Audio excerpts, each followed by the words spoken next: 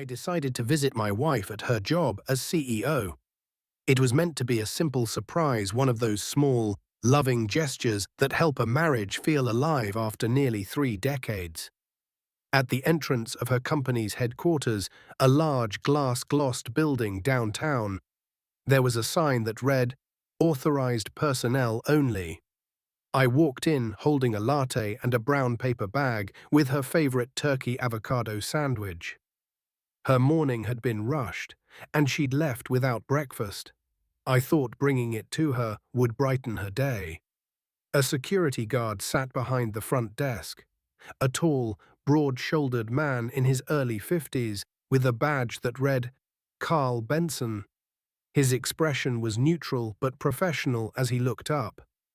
"Good afternoon," I said, trying to sound confident. "I'm here to see Victoria Turner. I'm her husband, Mike." Carl's eyebrows dipped, his expression shifting into something puzzled, almost amused. "You said you're Mrs. Turner's husband?" "Yes," I laughed lightly, lifting the bag. "This is her lunch." Carl suddenly let out a genuine laugh, loud enough to echo across the marble lobby. "Sir, I see Mrs. Turner's husband every day. He just left about 10 minutes ago." My smile froze. What Carl gestured casually toward the elevators. "There he is right now." I turned. A tall, sharply dressed man in a charcoal suit walked confidently through the lobby, mid-40s. Handsome, polished, the kind of man who looks like he owns every room he enters. He nodded at Carl. "Afternoon, Carl. Victoria asked me to grab those files from the car." "No problem, Mr. Whitaker," Carl replied. "She's in her office." Dan Whitaker. I recognized the name immediately. Victoria had mentioned him, her vice president at Meridian Technologies. Always in work-related context, Dan said this. Dan closed that big deal. Dan understands the international market. Never once had she described him like this. The blood in my body felt like it turned cold. My grip tightened around the coffee cup. I wanted to speak, to correct this insane misunderstanding, but no sound came out. Carl glanced between us, his confusion deepening. "Sir, are you sure you're Mrs. Turner's husband? Because Mr. Whitaker here is married to her." "Married," present tense, said so casually, as if stating the weather. Dan stopped mid-stride, turning toward us. Our eyes met. There was a flicker recognition, not guilt, not surprise, just awareness. "Is there a problem here?" Dan asked in the smooth, confident tone of someone used to managing difficult situations. Every instinct screamed at me to explode, to demand answers, to do something. But 56 years of being a calm, rational accountant kicked in. I forced my voice steady. "You must be Dan," I said. "Victoria mentioned you. I'm Mike, a friend of the family. I was just dropping off some documents for her." The lie tasted bitter, but it bought me time. Dan's shoulders relaxed just slightly, though his eyes stayed sharp. "Yes, Victoria's mentioned you as well." Had she? What lies had she told him? "She's in meetings most of the afternoon." "But I can get those to her." I handed him the latte and sandwich. My hand felt numb. "Just tell her Mike stopped by." He nodded politely. "Of course." I walked back to my car in a daze. The October air stung my face, but felt distant, unreal. My world, 28 years of it, was suddenly trembling like thin glass. Sitting behind the wheel, I stared at the building through the windshield. I thought about our wedding day, our first apartment, our inside jokes. The nights she'd come home exhausted, collapsing into my arms. The mornings we'd drink coffee together on the porch. The years I'd made her feel supported while she chased her dreams. My phone buzzed. "Victoria, running late again tonight. Don't wait up. Love you. Love you." The words that once felt warm now felt like a knife. How many nights was she saying that from Dan's bed I drove home streets familiar, but suddenly unfamiliar, like my vision had changed?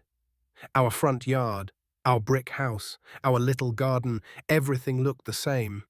Inside, the silence felt different, not peaceful, hollow, like a stage set after the actors have left. I sat at the kitchen table, tea untouched, mind spinning. None of it made sense, except the horrible truth that made too much sense.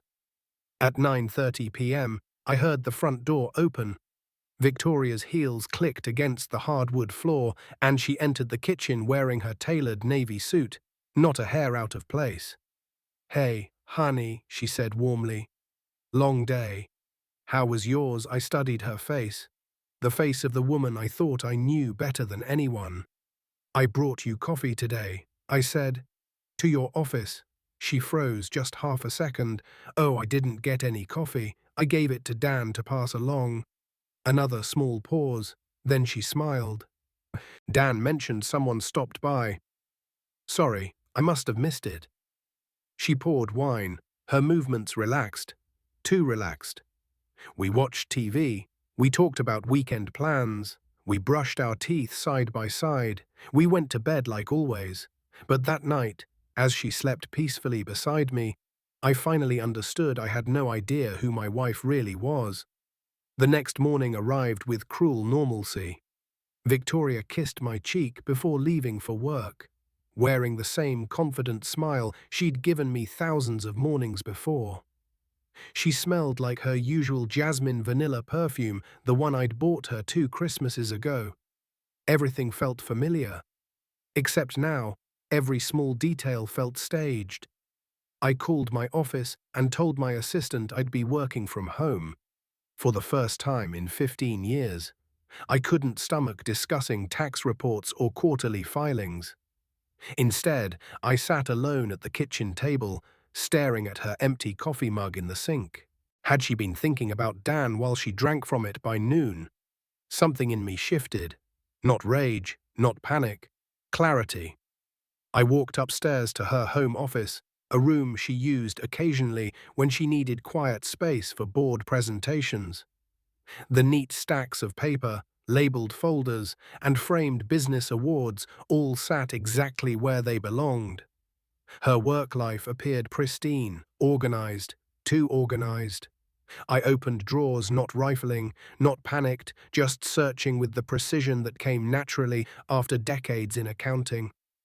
At first, nothing jumped out. Client notes, company letterheads, meeting agendas, all perfectly normal. Then I found it. A restaurant receipt buried beneath a stack of quarterly reports. Chez Laurent, the French restaurant downtown, the same place we'd celebrated our anniversary for 3 straight years.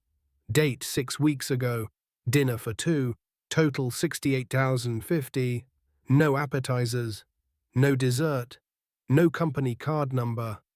I remembered that night. She'd told me she had dinner with a visiting female client from Portland, someone in town for 1 day only. 2 women, she'd said, a casual meeting, nothing fancy, but this just 2 entrees and a bottle of wine. This was an intimate dinner. And she had been smiling when she got home that night. My phone rang, jolting me. "Victoria." I took a steadying breath. "Hey," she said, "just checking on you. You sounded off this morning." Her voice carried real concern, the kind that once would have warmed my heart. "Just tired," I said. "Didn't sleep well." "Then you should take a break today," she said gently. "You've been working so hard." The irony nearly made me laugh. I'd been working hard to keep our life stable while she'd been building another life with another man. "By the way," I said carefully, "how did that dinner go with the Portland client? The one 6 weeks ago?" A pause, brief, subtle, but unmistakable to a man who'd spent 28 years reading her voice. "Oh, that," she said lightly. "It didn't pan out. She chose a local firm." "Ah, just curious," I said. She typed in the background answering email, multitasking effortlessly, as always. "Well, I should get back to work," she said. "See you tonight." Of course, when I hung up, I stared at the receipt again. She was lying. Or she'd lied then. Either way, she'd been lying. The rest of the afternoon, I moved room to room, methodical as ever, credit card statements, joint bank accounts, mileage logs on her car. Her financial patterns told a story she thought she'd buried. Lunch charges across town far from her office, fuel receipts from neighborhoods she never mentioned visiting, a Tuesday mid-afternoon charge at Barnes& Noble for $300. Victoria hadn't read a book for pleasure in years. But the most damning clue came when I walked downstairs and saw her laptop still open on the kitchen counter. She'd been doing that more frequently, leaving it unlocked, assuming I'd never look. Part of me knew I shouldn't invade her privacy, but privacy was for marriages built on trust, and mine wasn't. A notification popped on screen, calendar invite from Dan Whitaker. I clicked. Dinner, tonight, 7:00 p.m., Bellacourt. Bellacourt, our special occasion restaurant, the place where I had proposed 17 years ago. Reservation under Dan's name. A heavy pressure tightened in my chest as I scrolled through her upcoming events. Lunch meetings, doctor's appointments, weekend work retreats. And then there were the repeating calendar entries: coffee with D, Tuesdays, 8 a.m., dinner plans, every other Thursday, weekend planning, this Saturday. She'd told me she was working all weekend, but apparently she was planning her future with Dan instead. In that moment, it became painfully clear Dan wasn't special. He wasn't a fling. He wasn't a mistake. He was her primary relationship. I was the side story, the placeholder, the familiar background she didn't mind coming home to as long as I stayed quiet and predictable. At 6:15 p.m., I heard the garage door. Victoria was home early, unusual for a Thursday.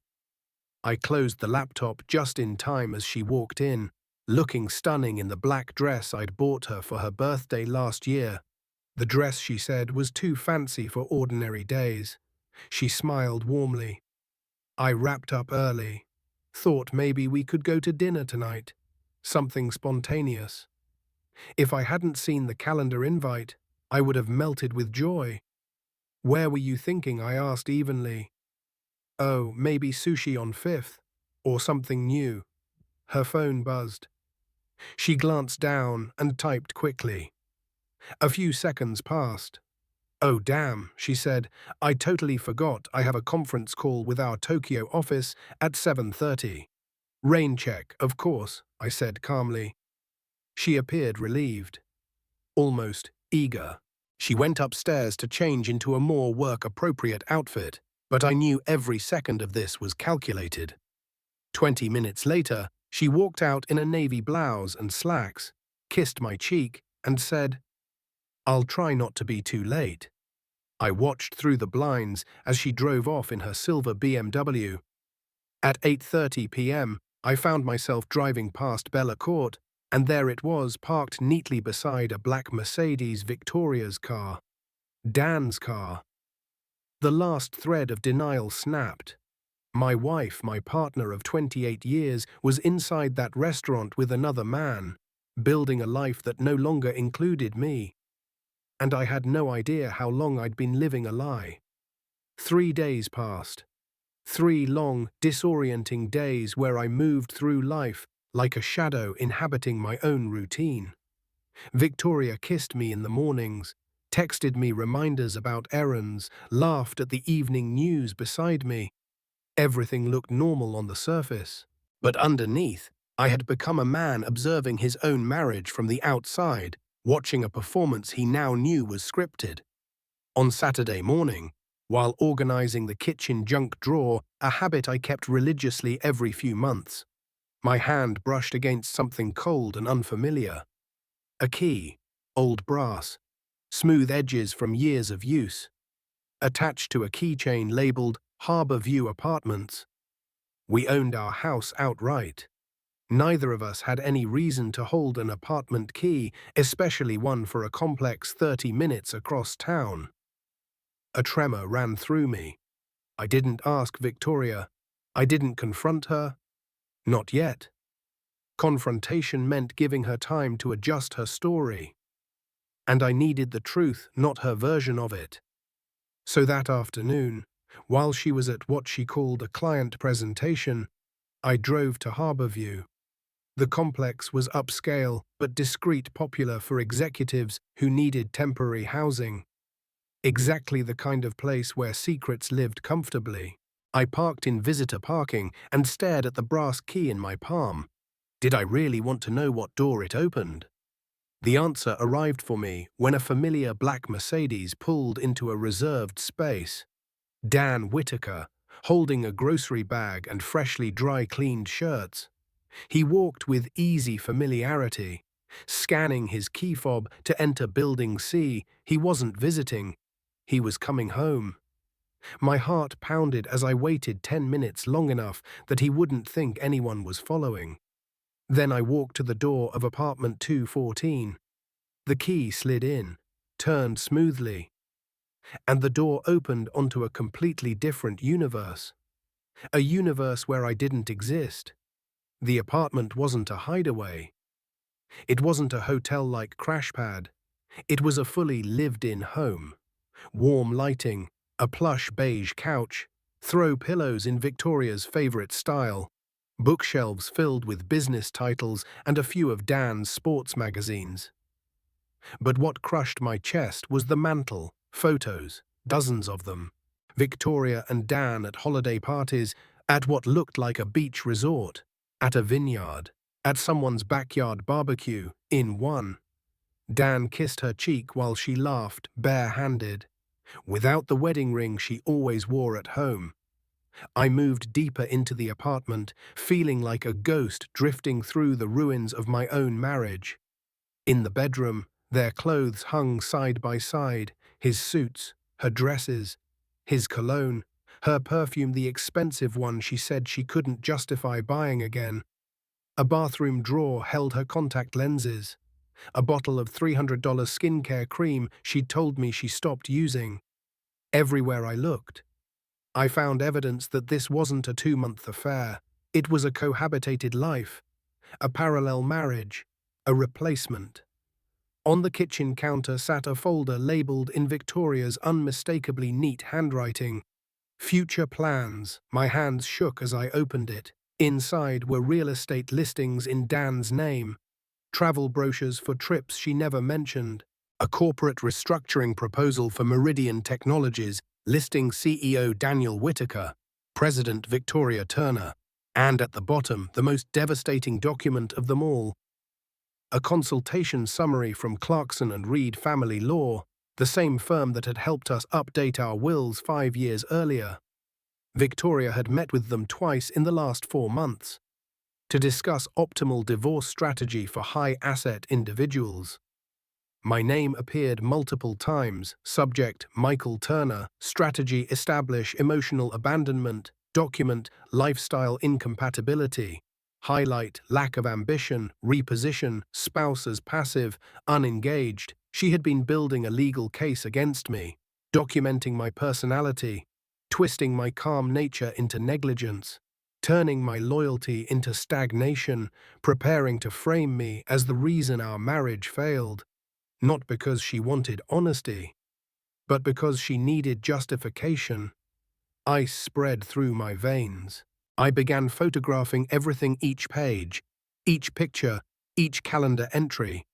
My accountant's brain activated. Dates, patterns, spending, texts, movements. The truth was right here, in numbers and evidence. She hadn't been having an affair. She had been transitioning to another life, systematically erasing me while still sleeping in my bed, kissing my cheek, and saying love you. When I finally stepped back outside, my legs felt weak. I barely remembered the drive home. Our house felt foreign when I walked in.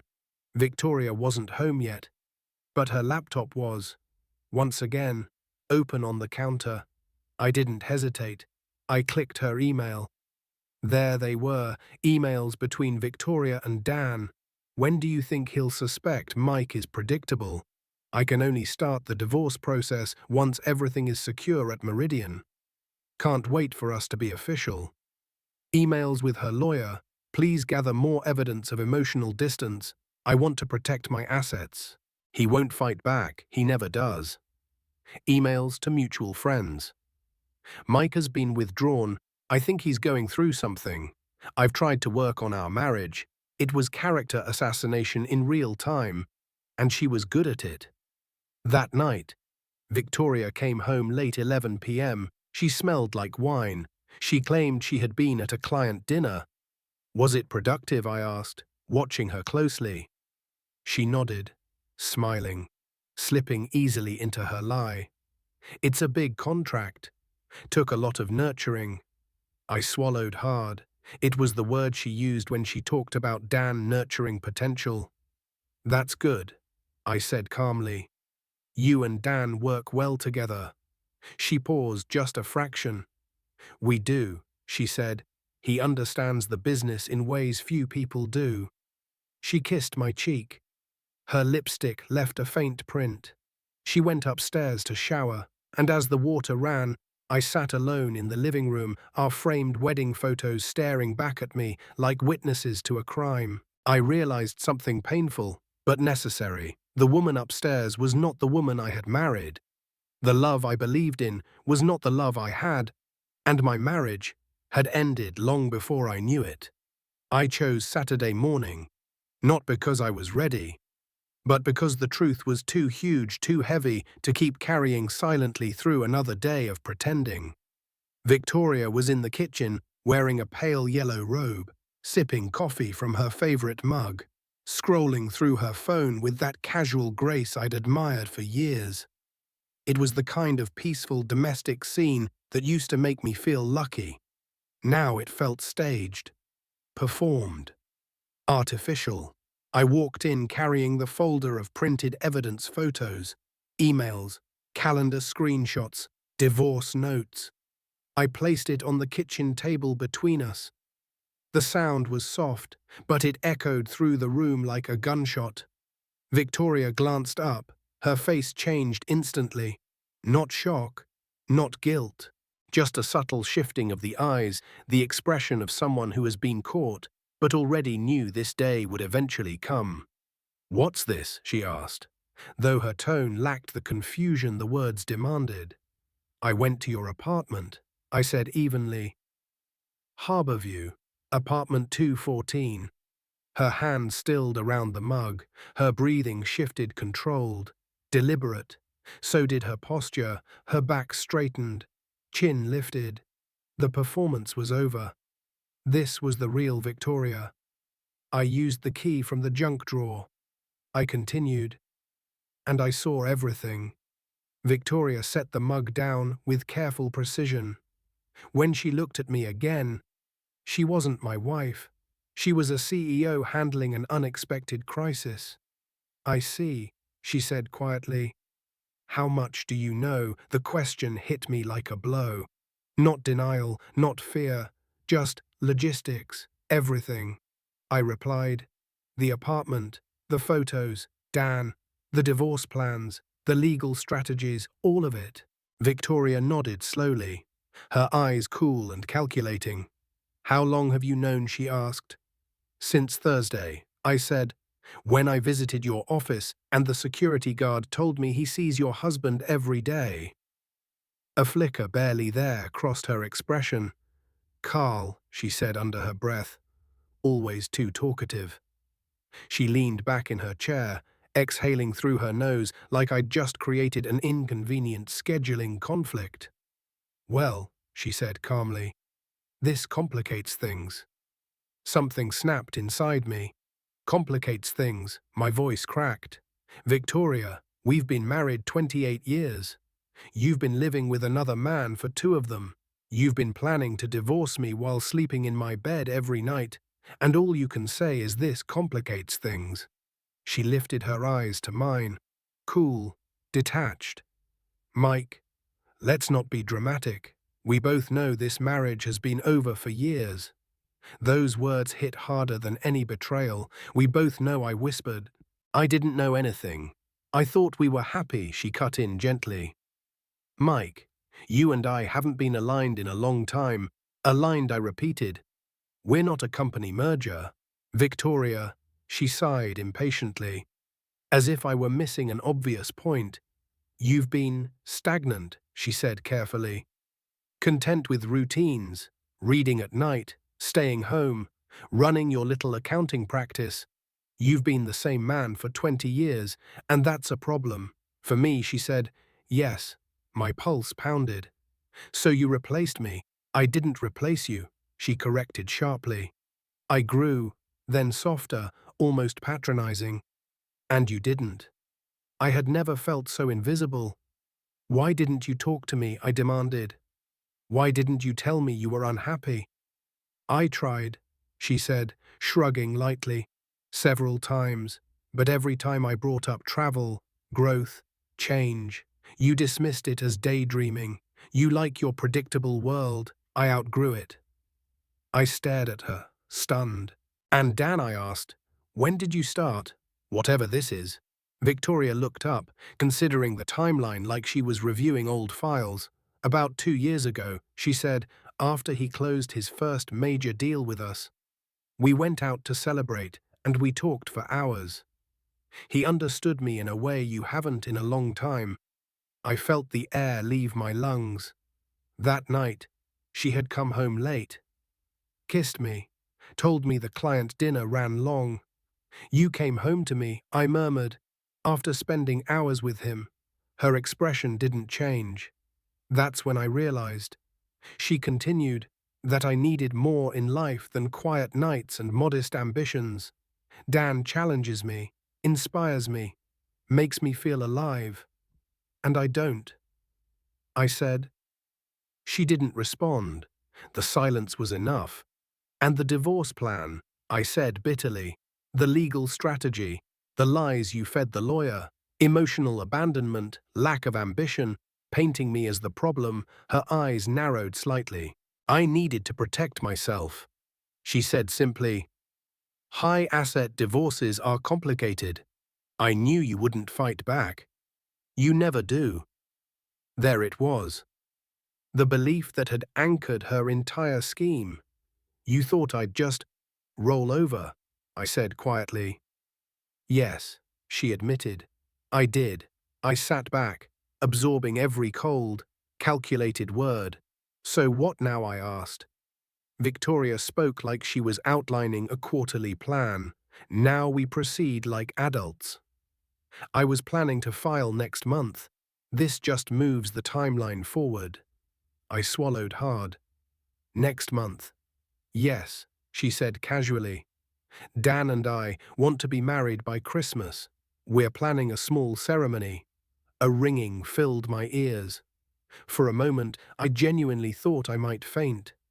And you expected me to what, I whispered. Just step aside quietly, disappear. She met my gaze head on. I expected cooperation, she said, for everyone's sake. Everyone but me. I stood slowly, feeling my age for the first time in years. I'll contact a lawyer on Monday, I said. Victoria nodded, relieved the conversation was moving into territory she could manage. As I walked toward the hallway, she called after me. Mike, I turned. She looked almost gentle. Almost. I really didn't want to hurt you, she said softly. Truly. I stared at the stranger wearing my wife's face. No, I said. You just wanted to replace me. The hurt was just collateral damage. I walked upstairs. Behind me, Victoria's voice drifted through the house light, animated. She was calling Dan, telling him the secret was out, telling him they could move forward now, telling him the inconvenient husband had finally been handled. In that moment, I understood the Mike Turner who loved her was gone, but the Mike Turner who would rise from this, he was just being born. Monday morning felt surreal. I woke up in the same house, in the same bed, with the same furniture. But everything in my world had changed. Victoria left early, like always, suit perfectly pressed, perfume lingering in the hallway, calling out, "Have a good day. Mike, I'll be home late." Late, of course, but this time I didn't sit with tea and heartbreak. I drove straight to the law office of Rob Clarkson, the same attorney who'd helped Victoria and me update our wills 5 years ago. Rob was in his late 50s, sharp-eyed, no nonsense, the kind of lawyer who didn't waste time on hand-holding. When I sat down, he took one look at my face and said, "Tell me everything." I laid out my folder on his desk: photos, documents, emails, legal summaries, screenshots. His eyebrows rose higher and higher as he flipped through each page. After 20 minutes, he closed the folder gently, like he was handling a bomb. "Mike," he said slowly, "this is one of the most calculated divorce setups I've seen in my entire career." I swallowed hard. She was building a case for 2 years. I said quietly, "While having a full relationship with Dan." Rob nodded grimly. "Her lawyer was trying to frame you as emotionally negligent, passive, unambitious. The goal was to make you accept a minimal settlement, and now I asked." Now Rob smiled darkly. "Now she's in trouble, because you discovered her plan before she filed. That flips the whole script." "How?" "Because you have two critical advantages," he said, holding up two fingers. "One, evidence of adultery. Two, evidence of financial misconduct." I frowned. "Financial misconduct?" Rob gestured to the statements I'd brought. "You earn around $120,000 a year. You've been contributing roughly $80,000 into your joint account." "Yes. And Victoria earns $200,000 a year." "Right." He tapped a series of highlighted lines. "But she's been spending more than her salary covers. A lot more." My throat tightened. "You mean she's been funding her apartment with Dan using your money?" Rob said bluntly. "Your contributions, your savings, your joint assets. That is financial fraud in the context of a divorce." The words cut deep. Not because I was surprised, but because I finally had the confirmation. The betrayal wasn't emotional alone. It was strategic, intentional, calculated. "Judges," Rob continued, "take it very seriously when one spouse uses marital funds to support an affair." He leaned back, exhaling, "And that's not even the worst part." A cold weight settled in my stomach. What could possibly be worse? Rob slid another set of documents toward me. "Your analysis of her corporate restructuring." Over the weekend, I had done what any accountant does when his world collapses. I looked at numbers, and the numbers told an even darker story. Victoria had been slowly transferring major responsibilities at Meridian Technologies to Dan, responsibilities that required board approval, which she had never obtained. Rob tapped one of the printouts. "Mike, this is a violation of corporate governance. And if the board discovers she never disclosed her romantic relationship with Dan, it becomes an ethics violation." "Is it illegal?" "Not necessarily illegal," Rob said, "but absolutely grounds for disciplinary action, demotion, or even termination." I felt no satisfaction, only clarity. For years, I believed my role as a husband was to support Victoria unconditionally. Now I understood all I'd done was enable someone who no longer respected me. "What do we do?" I asked. "We file first," Rob said firmly. "Your case is stronger. The court will see her pattern of deception." And more importantly, he held up the corporate documents. "The Meridian board deserves to know what's happening in their company." I let those words sink in. This wasn't revenge. This was accountability. After years of silence, loyalty, and patient support, I finally had to speak. That afternoon, I sat in my home office staring at my phone. I scrolled to the contact Thomas "Tom" Gallagher, chairman, Meridian Technologies board.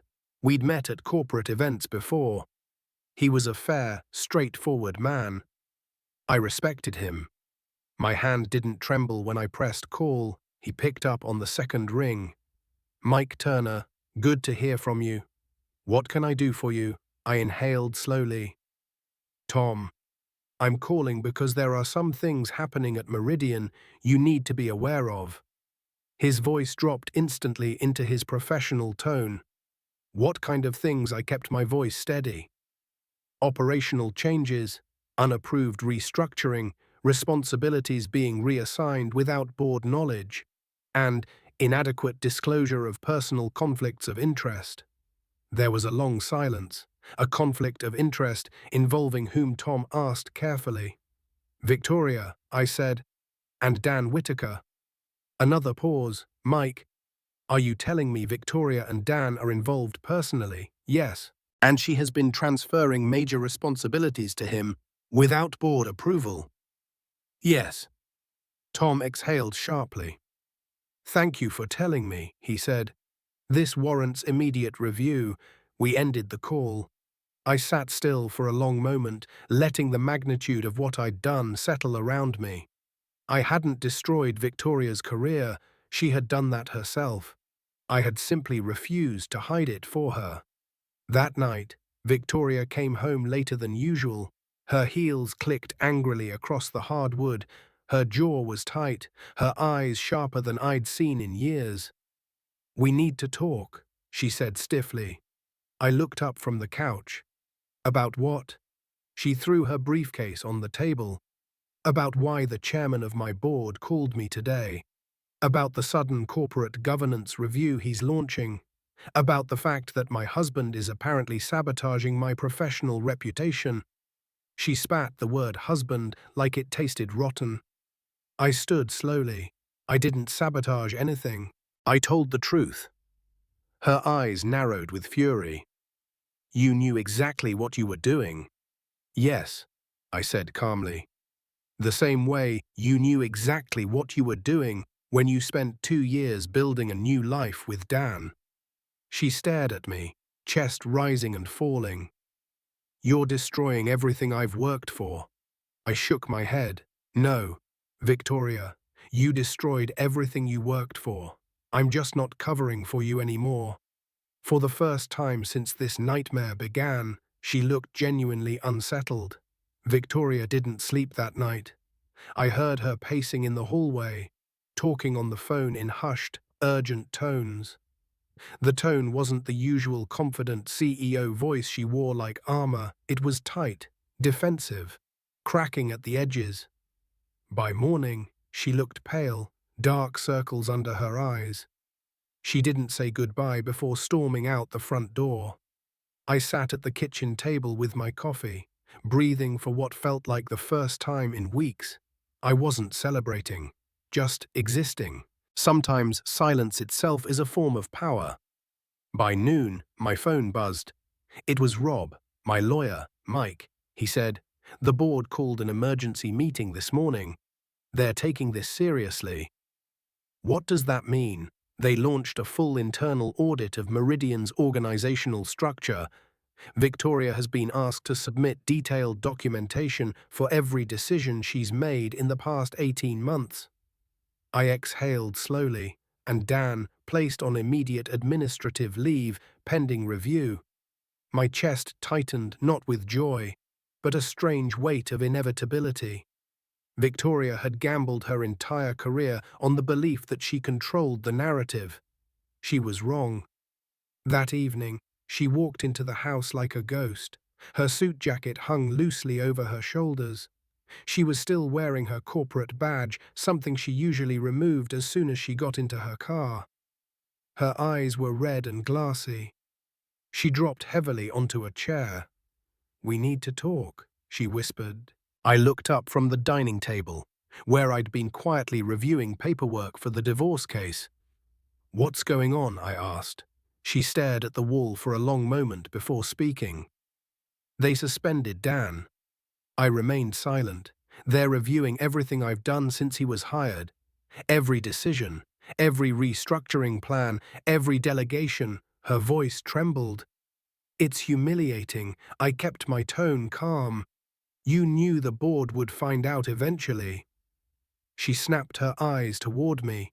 You told them. I nodded. I told them the truth. You didn't even give me a chance to explain, she said, voice rising. I laughed, quiet, cold, exhausted. Explain what? Victoria, that you've been violating company protocols for 2 years. That you hid a romantic relationship with your vice president. That you built a corporate role for your boyfriend using your CEO authority. Her face twisted. You don't understand the pressures. You're right, I said sharply. I don't understand how you lived with 2 men in 2 different homes and still convinced yourself you were the victim. Her mouth opened, closed. No words came out. Tom told me, she said weakly, that he didn't want to believe it. He trusted me. I didn't respond. She looked at me like she was seeing me for the first time in years. Mike, you always let me handle everything. You didn't challenge me. Ever. And now that you finally do, it's to destroy me. I didn't destroy you. I corrected softly. I just stepped out of the shadow you kept me in. She stared down at her hands. For a moment, I saw the human beneath the arrogance, a woman who had built her life around control. Now watching it collapse, but pity didn't erase truth. The next day, Victoria received an email at 10:12 a.m. I knew because she screamed. I walked into the living room cautiously. She was standing, fists clenched around her phone, eyes wide with disbelief. They're assigning a temporary COO, she said, to oversee me. What does that mean? I asked. It means, she hissed, that I'm no longer trusted to operate independently. Every major decision requires cosign from a COO. She threw her phone onto the couch. They're treating me like an intern. I said nothing. She paced the room like a trapped animal. You did this, she breathed. You're punishing me. I'm not punishing you. Victoria, I said softly. I'm protecting myself and my future. She shook her head violently. You can't pretend you did this for self-protection. You wanted me to fall. For 28 years, I said quietly, I wanted you to fly. That stopped her. She blinked at me, stunned. You think I'm proud of this? I asked. Proud that my wife betrayed me. Proud that her career is in jeopardy. Proud that the woman I loved turned into someone I don't recognize. Her lips parted, but no words formed. For years, I cheered for you. I continued. Loved you, supported you. You know that, but you replaced me long before I found out. You built a new life, a new home, a new future. And you expected me to step aside quietly. Silence filled the room, heavy, suffocating. You can't even admit you did anything wrong. I said, her chin quivered. I was unhappy. So you annihilated our marriage, she looked down, and you lied to me for years, I pressed. Slept in my bed while kissing another man, used my money to support your affair, created a legal narrative to make me look like the reason you were leaving. Her knees buckled slightly. She steadied herself on the back of the couch. I didn't think you'd fight back, she whispered finally. I know, her eyes filled finally with something like remorse. But it was too late. 2 days later, Tom Gallagher called me again. Mike, he said in a low voice, the board has reached a preliminary conclusion. My heart beat slowly, steady. What is it? Dan is terminated, effective immediately. And Victoria will retain her position for now, but under probation, her decision-making authority is restricted pending further review. I closed my eyes. Not joy, not vindication, just closure. She'll be assigned a new COO, Tom said, someone she must report to, someone the board trusts. Thank you for telling me, I said. You did the right thing, Tom replied. These issues needed to be exposed. When I hung up, I sat on the edge of the bed and let the silence settle. Victoria had built her identity on dominance and invincibility. Now she had neither, and I hadn't raised my voice once. That night, she came home quietly, too quietly. She stood in the doorway of our bedroom. "Dan's gone," she said softly. "They fired him." I didn't answer, and I'm being watched, she whispered. Every move, every email, every meeting. Still, I said nothing. "I don't know what to do," she choked. I looked at her evenly. "This is the life you chose." She collapsed onto the bed, sobbing into her hands, not elegant, not composed, but broken. For the first time in years, I didn't try to comfort her. I wasn't her safety net anymore. I wasn't her fallback plan. I wasn't her husband in her double life. I was the man finally reclaiming himself. In silence, over the next several days, the house felt different. Quieter, heavier, almost like a museum of a life that no longer belonged to either of us. Victoria moved through the rooms like she was lost inside her own home, checking her phone constantly, flinching whenever a notification came in, jumping at email alerts. She wasn't used to being watched. She wasn't used to having limits. She wasn't used to being human. Meanwhile, I found myself growing lighter. It wasn't happiness. Not yet, but the weight of pretending was gone.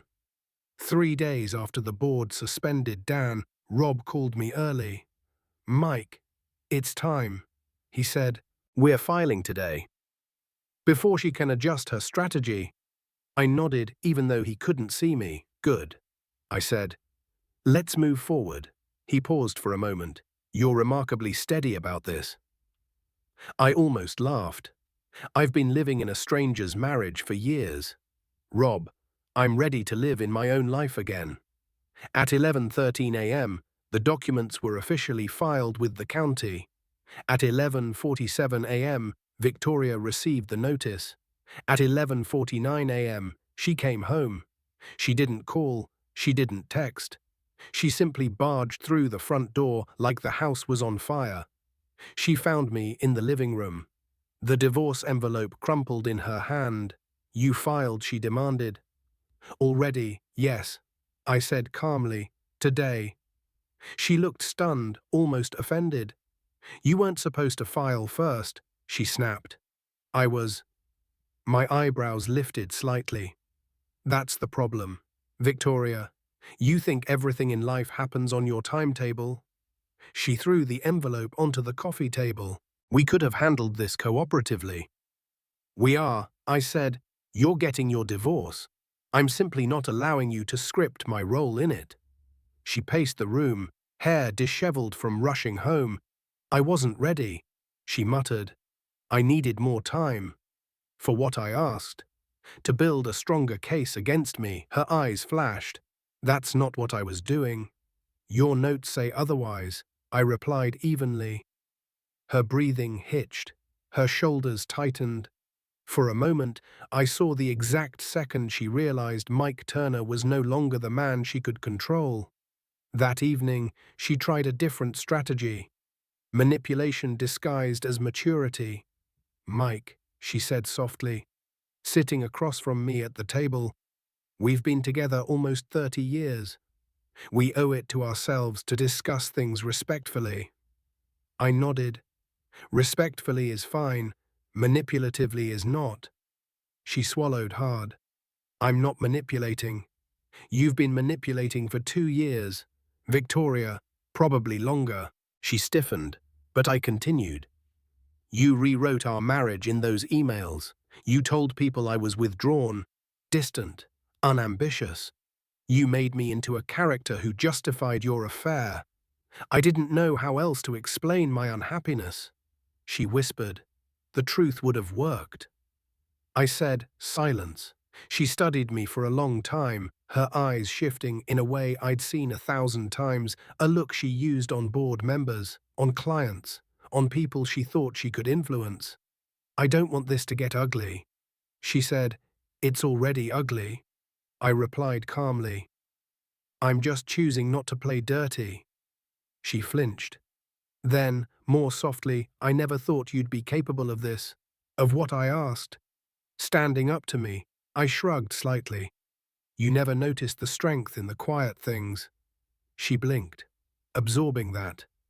The next day, a thin envelope arrived in the mail. Victoria's lawyer's response. She ripped it open before I could even reach for it. Her eyes scanned the contents, widening with every line. They're accusing me of financial misconduct," she stammered, "of misusing marital assets." "They're not accusing," I corrected quietly. "They're presenting the facts." She sank onto the couch. "You told them about the money." I showed them the bank statements. I said, "You used our joint funds to pay for that apartment, and for vacations, and for Dan's gifts." She covered her face with her hands, shaking her head like she couldn't believe reality was catching up to her. "It wasn't like that," she whispered. "Victoria," I said gently, "you can rewrite the story all you want, but numbers don't lie." She looked up, eyes red, voice trembling. "I didn't think it mattered. You never asked about finances, because I trusted you." Her face twisted into something between grief and disbelief. "And you broke that," I added softly. She folded her arms around herself. "I'm losing everything," she whispered. I didn't respond. There was nothing to say. 2 days later, I heard the sound of something shattering. I rushed into the kitchen. Victoria stood frozen, staring down at a broken glass on the floor. "I can't do this," she whispered. "I can't lose my job. I can't lose my reputation. I can't." "You already lost me," I said. She sank down against the counter, covering her face. This time, not manipulation, not theatrics. Just a woman confronting a life built on deception. "I thought I could manage everything," she said through tears. "I thought I could transition from one life to the next without hurting people." "You didn't transition," I said. "You lied. You cheated.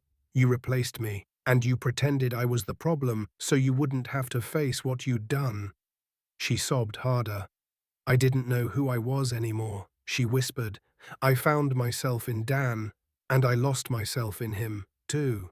For the first time since this nightmare began, I saw the truth. Victoria had built her success on control, and once she let go of honesty, she lost control of everything else. I crouched down beside her, not touching her, but not abandoning her either. "Victoria," I said softly, "your life isn't ending. It's just no longer running the way you scripted it." She looked at me, really looked at me. "Do you hate me?" she whispered. I paused. "No," I said finally. "I don't hate you, but I'm done being hurt by you."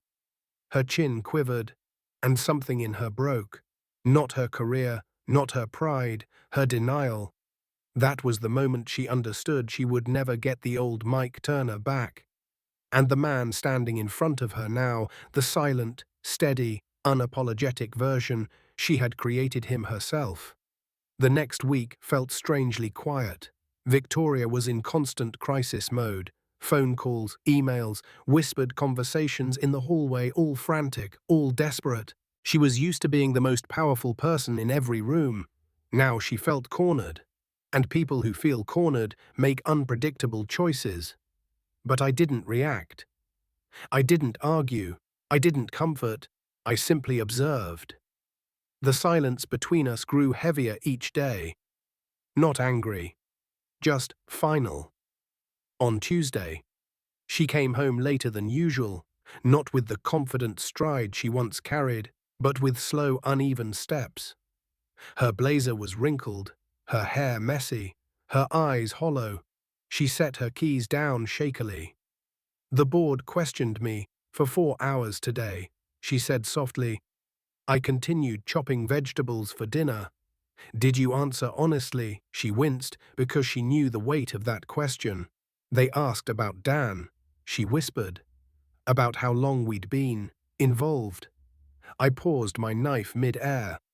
And what did you tell them? She swallowed.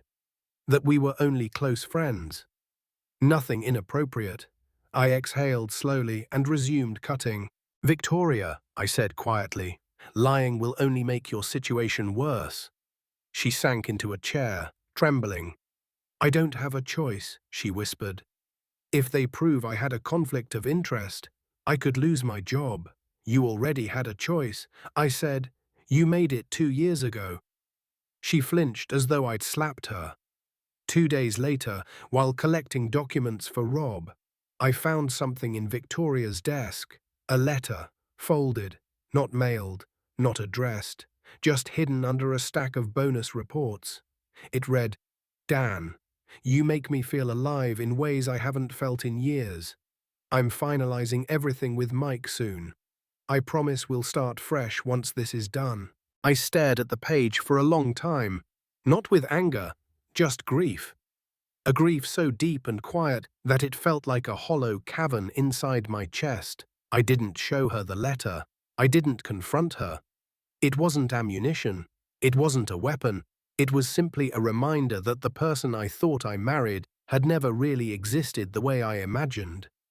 Friday evening, she approached me cautiously. Mike, can we talk? I set aside the financial documents I was reviewing. Yes. She sat across from me, shoulders hunched, hands clasped like she didn't know what to do with them. Do you really want this divorce? She whispered. I blinked slowly. You already made that decision for us. I didn't, she started, then stopped, because she couldn't lie to herself anymore. I regret the way it happened, she said at last, but not what happened. I clarified. She looked down. No, she admitted. I don't regret Dan. My chest tightened, but I nodded. Then my answer is yes, I said. I want the divorce. Tears welled in her eyes, not for me, but for the life she no longer controlled. You're not the man I thought you were, she whispered. I let out a small, sad smile. I know, for years, you saw me as your stability, your safety net. The quiet one who would never leave, never question, never push back. She closed her eyes. You changed. No, I said softly. I finally stopped pretending. That weekend, I started packing. Not everything. Not yet. Just small things. My books. My framed photos from childhood. Important documents. A few clothes. Victoria watched quietly from the hallway. You're leaving already? She asked. Yes, I said. We're selling the house and finalizing asset division. It's time to start transitioning. Her lip trembled. This house is our life. This house, I said gently, is where a version of our life existed. But that life ended the moment you built another one. She wiped her cheek. Where will you go? A small apartment downtown, I said. Somewhere quiet. Somewhere mine. She swallowed hard. You're okay with starting over? I paused. A year ago, no. Now, yes. I didn't say this to hurt her. I said it because it was true. Sometimes, losing everything false is the only way to rebuild something real. On Sunday night, she knocked on my door, not barged in, not demanded, not ordered, just knocked. Come in, I said. She sat at the edge of the bed, hands shaking. Mike, she whispered, do you think, maybe, we could fix this? The question was so fragile it almost didn't sound like her. I looked at her, at the woman who used to be my partner, and the woman she eventually became, two different people. No, I said gently. We can't. She sobbed softly into her hands. Why, she asked through tears. Why can't we try? I took a slow breath. Because you didn't just cheat, I said. You built a life with someone else long-term, intentional, hidden. You replaced me quietly and systematically. You lied to me, to your friends, to the board, to yourself. She cried harder. And I didn't leave you. I continued. I didn't end our marriage. You did. And for the first time since all of this began, she didn't argue, didn't deny, didn't blame me. She just cried, because she knew I was right. Monday morning, I loaded 3 boxes into my car. Victoria stood in the driveway wearing slippers and an oversized sweater. Nothing like the sharp, polished CEO the world knew. She looked small, human, frightened. "Will I see you again?" she whispered. I nodded gently. "For the divorce proceedings," I said, "and maybe, someday, forgiveness.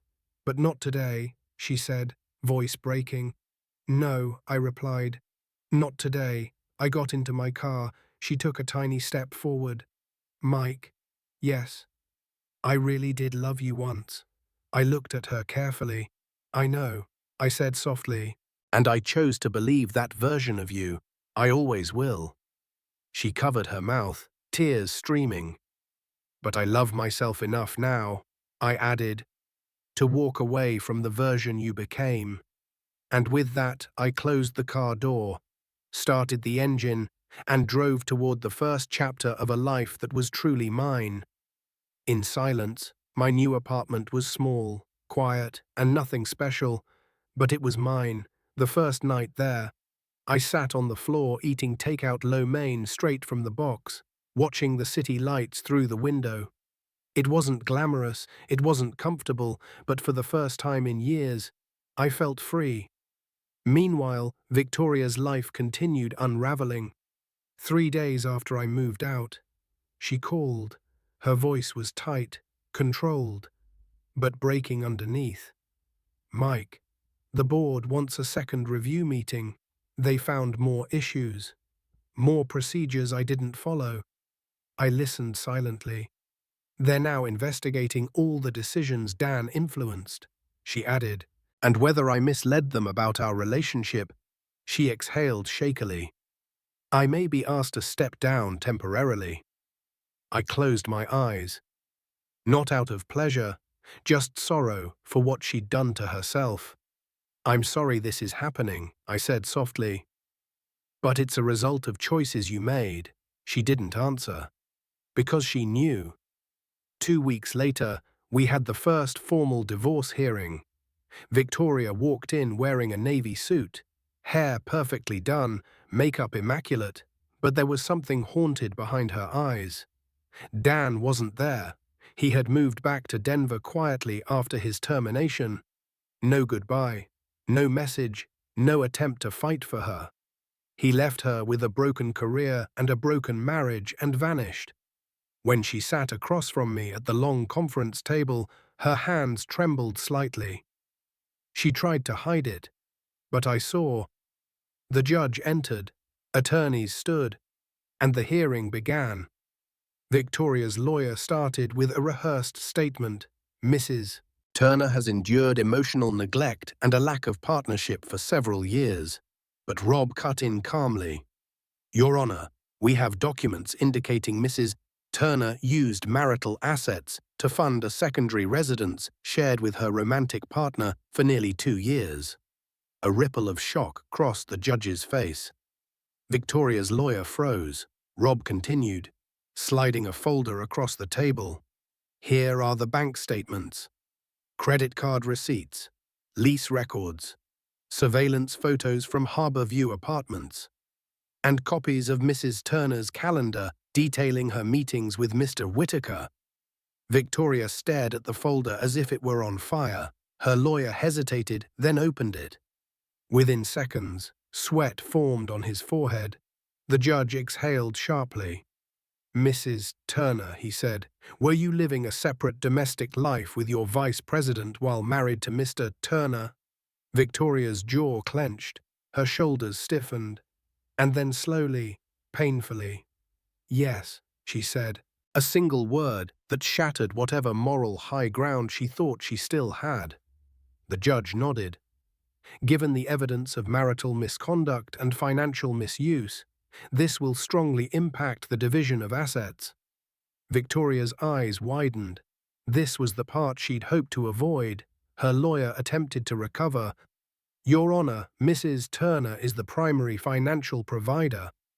Rob stepped in again, and Mr. Turner subsidized the affair. He contributed more than half his income to the marriage, while Mrs. Turner diverted joint funds toward her secondary relationship. This time, the judge didn't even try to hide his disgust. "Mrs. Turner, this is unacceptable." Victoria lowered her head. It was the first time I'd ever seen her defeated in a professional setting. Halfway through the hearing, the judge paused and looked at me. "Mr. Turner," he said, "you've been remarkably composed during these proceedings. Is there anything you wish to say?" I took a breath. "I loved my wife," I said quietly. "For almost 3 decades, I trusted her. I supported her. I never imagined she'd build another life without telling me." Victoria's shoulders shook. She couldn't look at me. "But I'm not here for revenge," I continued. "I just want fairness and closure." The judge nodded slowly. "Given the circumstances," he said, "Mr. Turner's request is reasonable." Then he turned. "Mrs. Turner, due to your actions, you will be responsible for reimbursing half of the funds misappropriated from the marital account. You will also retain your retirement accounts, but the primary residence will be awarded to Mr. Turner." Victoria's head snapped up. What she whispered. The judge didn't soften. "You used that home as leverage while funding an extramarital household. Mr. Turner contributed significantly to maintaining that home. It is equitable." Tears filled her eyes. Actual tears. And for the first time in years, she didn't wipe them away. After the hearing adjourned, we ended up alone in the hallway, 2 people who had once shared everything. Victoria approached slowly. "Mike," she whispered, "I know you don't believe me, but I never meant for it to go this far." I studied her face, the ambition, the fear, the broken pride. "You didn't mean for me to find out this way," I said softly, "but you meant every choice that led here." She closed her eyes and nodded. "I miss who we used to be," she murmured. "So do I said, "but that version of us died long before I knew it."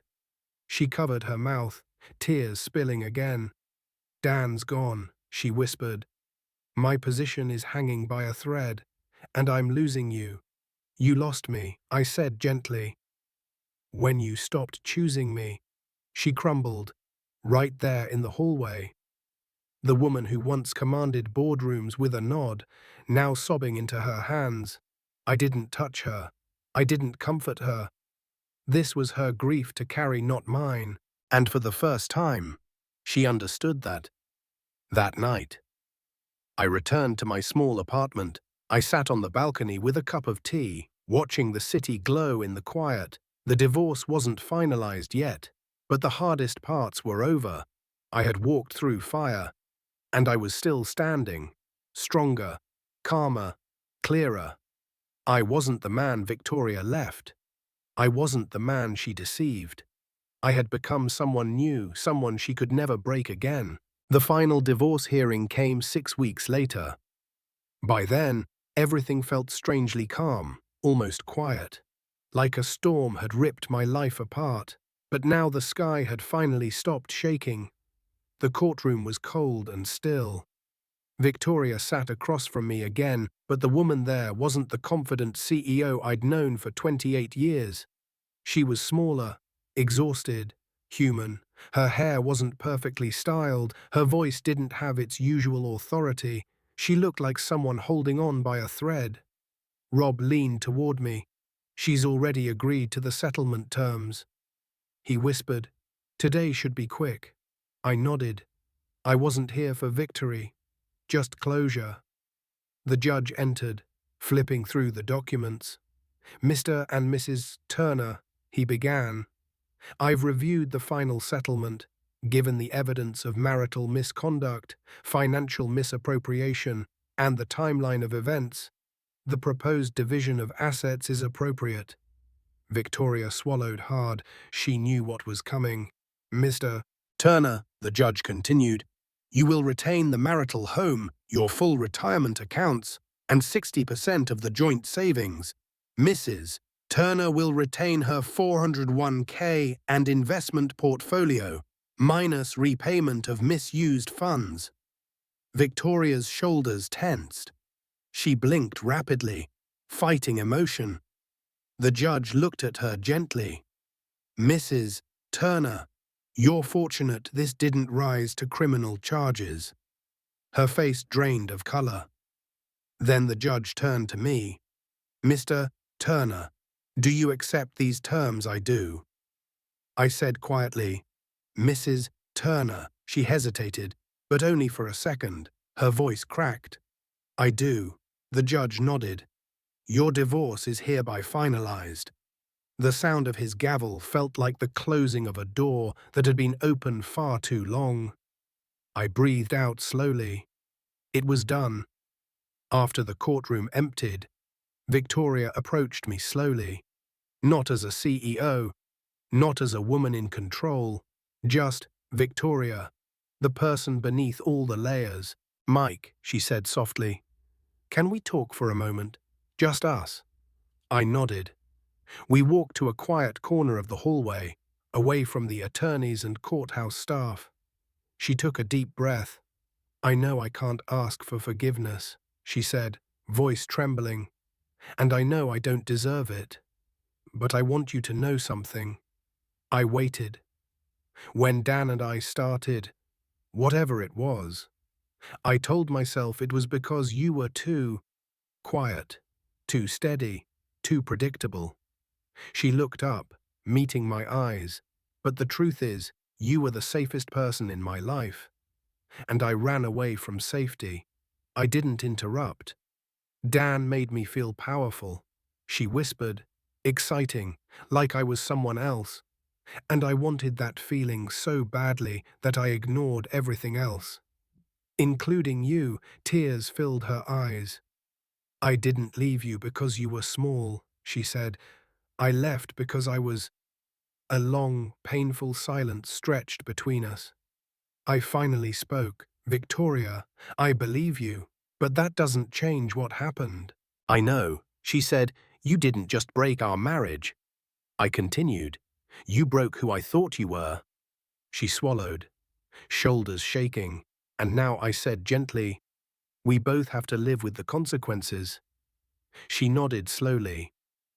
I hope someday, she whispered, you find someone who sees the real you and chooses you every day. My throat tightened. I already met someone, I said quietly. Victoria stared at me shocked, but not angry. What's her name, Helen? She closed her eyes. When she opened them again, her voice was barely audible. Be good to her, she whispered. Give her what I threw away. I nodded once. I will. She stepped back, and with a painful final glance, she walked away. Not with pride, not with victory, but with the heavy silence of someone who finally understood the cost of their choices.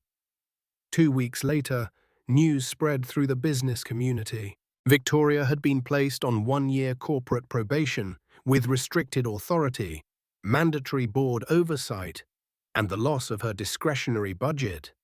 Dan's exit had also hurt her reputation. Executives whispered behind closed doors. Investors questioned her judgment.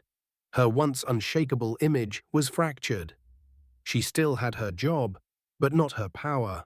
She'd lost the status she valued more than anything, and she knew it. I didn't celebrate. Her downfall wasn't my victory. It was simply the consequence she created for herself.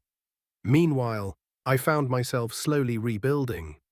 My apartment became a home, my practice grew as I took on a few new clients, and Helen, she became a bright, warm presence in a life that had been cold for too long.